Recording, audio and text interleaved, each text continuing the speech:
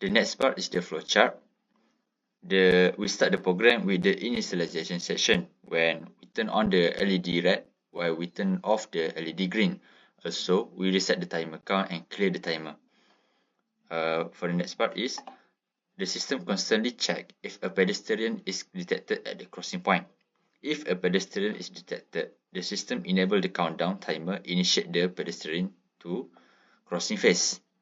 Once the countdown timer is activated, the system continuously monitor if the timer value is greater than 0. As the timer counts down, the system displays the remaining time on the 7-segment display, ensuring the pedestrian are aware of the time left to cross safely.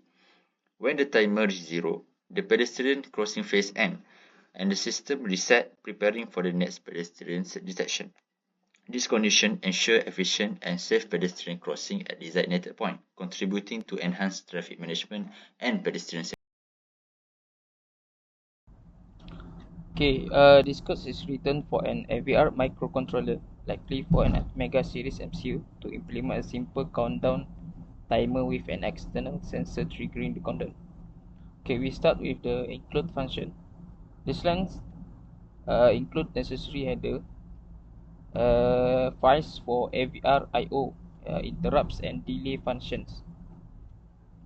Next is define function, which is this define pin configurations for sensor input, LED output and 7-segment display output port. For the FCPU, sets the CPU frequency to 1 MHz. Okay, for the volatile function, this variables holds the current count of the timer. Volatile keyword is used because this variable is modified inside an interrupt. Okay, for const function, this array holds patterns for displaying digits 0 to 9 on a 7-segment display.